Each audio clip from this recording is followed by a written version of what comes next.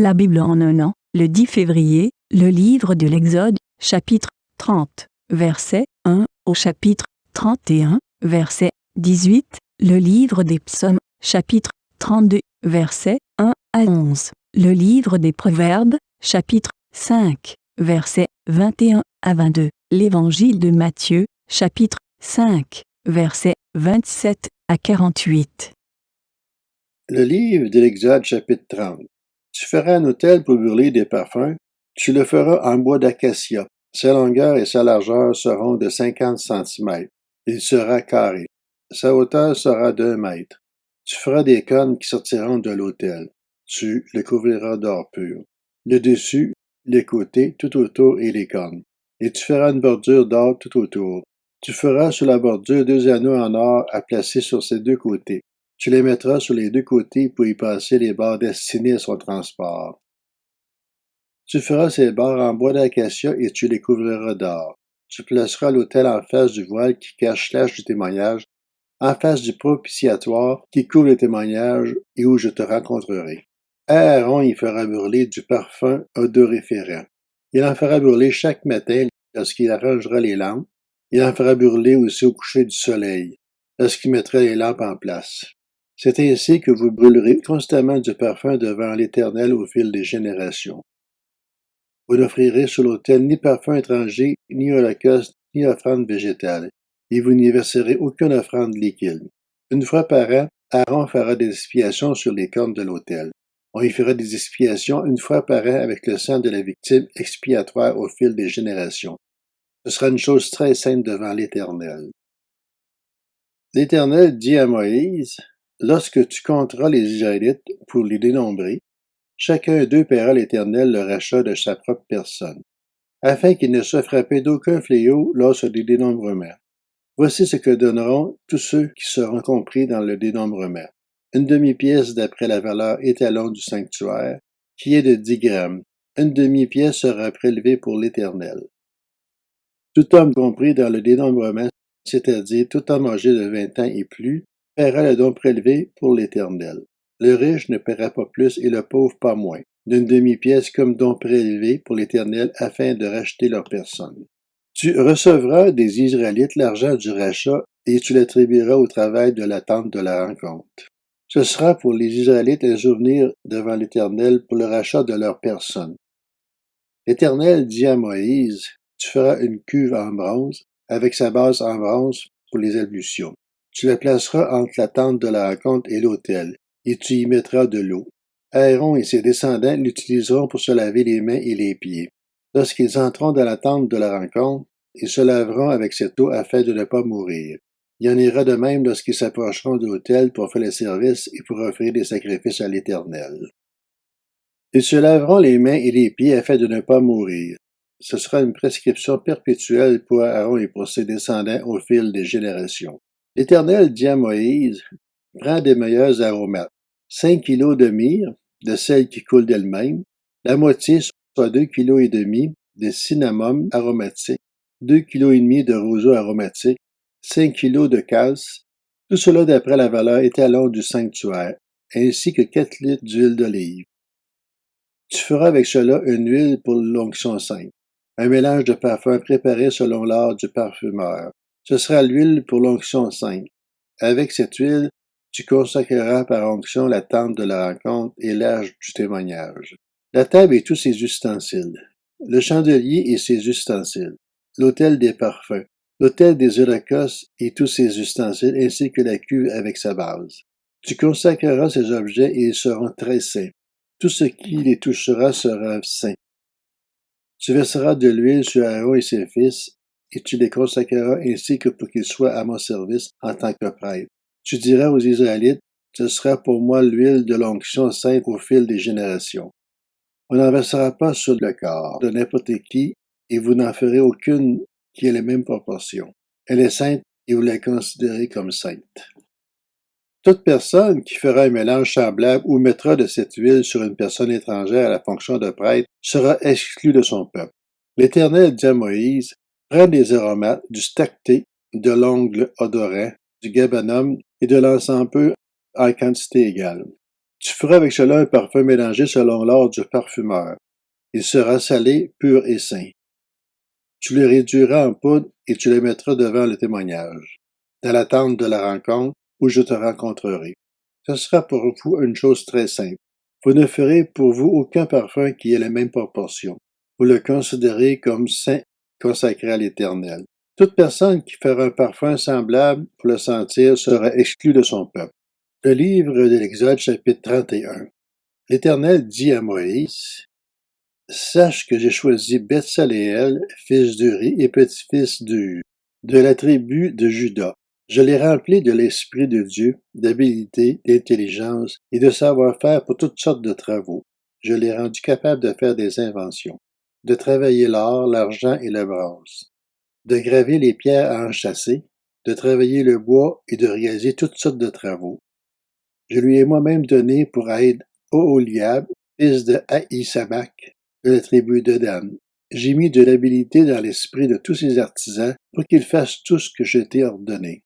La tente de la rencontre, l'arche du témoignage, le propitiatoire qui la couvrira et tous les ustensiles de la tente, la table et ses ustensiles, le chandelier d'or pur et tous ses ustensiles, l'autel des parfums, l'autel des holocaustes et tous ses ustensiles, la cuve avec sa base, les vêtements de service, les vêtements sacrés pour le grand prêtre Aaron, les vêtements de ses fils pour leur fonction en tant que prêtre, l'huile d'onction et le parfum odoriférant pour le sanctuaire, et se conformeront à tous les ordres que j'ai donnés.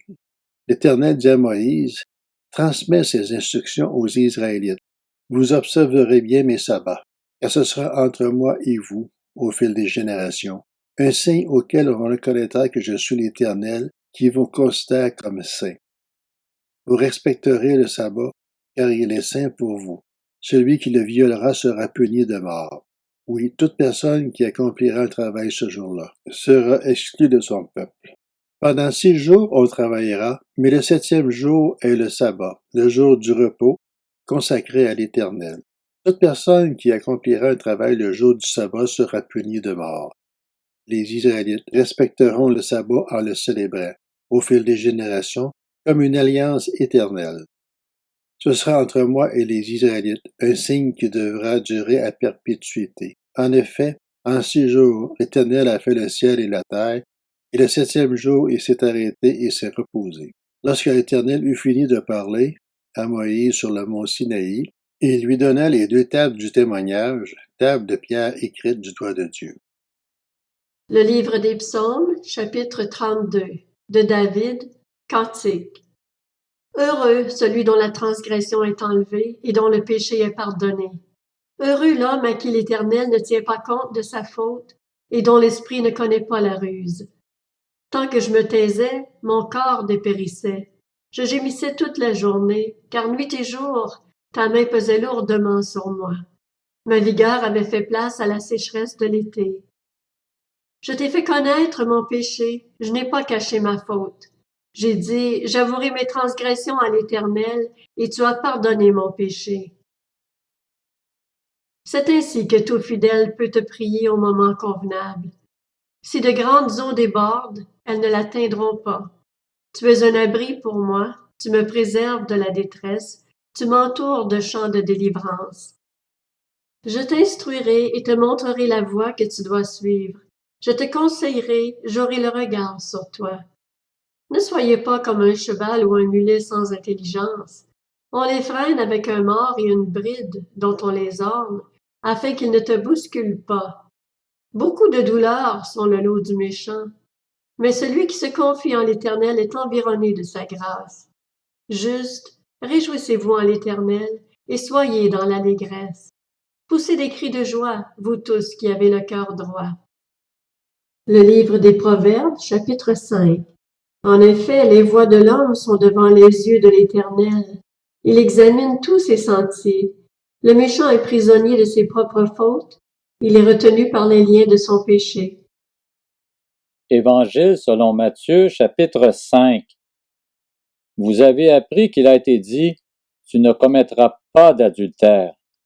Mais moi je vous dis, tout homme qui regarde une femme pour la convoiter a déjà commis un adultère avec elle dans son cœur. Si ton œil droit te pousse à mal agir, arrache-le et jette-le loin de toi, car il vaut mieux pour toi subir la perte d'un seul de tes membres que de voir ton corps entier jeté en enfer. Et si ta main droite te pousse à mal agir, coupe-la et jette-la loin de toi, car il vaut mieux pour toi subir la perte d'un seul de tes membres que de voir ton corps entier jeté en enfer. Il a été dit que celui qui renvoie sa femme lui donne une lettre de divorce. Mais moi je vous dis, celui qui renvoie sa femme sauf pour cause d'infidélité, l'expose à devenir adultère, et celui qui épouse une femme divorcée commet un adultère. Vous avez encore appris qu'il a été dit aux anciens, tu ne violeras pas ton serment, mais tu accompliras ce que tu as promis au Seigneur. Mais moi je vous dis de ne pas jurer du tout, ni par le ciel, parce que c'est le trône de Dieu, ni par la terre, parce que c'est son marchepied, ni par Jérusalem, parce que c'est la ville du grand roi. Ne jure pas non plus par ta tête, car tu ne peux rendre blanc ou noir un seul cheveu. Que votre parole soit oui pour oui, non pour non. Ce qu'on y ajoute vient du mal. Vous avez appris qu'il a été dit œil pour œil et dent pour dent. Mais moi je vous dis de ne pas résister aux méchants. Si quelqu'un te gifle sur la joue droite, tends-lui aussi l'autre. Si quelqu'un veut te faire un procès et prendre ta chemise, laisse-lui encore ton manteau. Si quelqu'un te force à faire 1 kilomètre, fais-en 2 avec lui. Donne à celui qui t'adresse une demande et ne te détourne pas de celui qui veut te faire un emprunt. Vous avez appris qu'il a été dit, tu aimeras ton prochain et tu détesteras ton ennemi. Mais moi je vous dis, aimez vos ennemis, bénissez ceux qui vous maudissent, faites du bien à ceux qui vous détestent, et priez pour ceux qui vous maltraitent et qui vous persécutent, afin d'être les fils de votre Père céleste. En effet, il fait lever son soleil sur les méchants et sur les bons, et il fait pleuvoir sur les justes et sur les injustes. Si vous aimez ceux qui vous aiment, quelle récompense méritez-vous? Les collecteurs d'impôts n'agissent-ils pas de même? Et si vous saluez seulement vos frères, que faites-vous d'extraordinaire? Les membres des autres peuples n'agissent-ils pas de même? Soyez donc parfaits, comme votre Père céleste est parfait.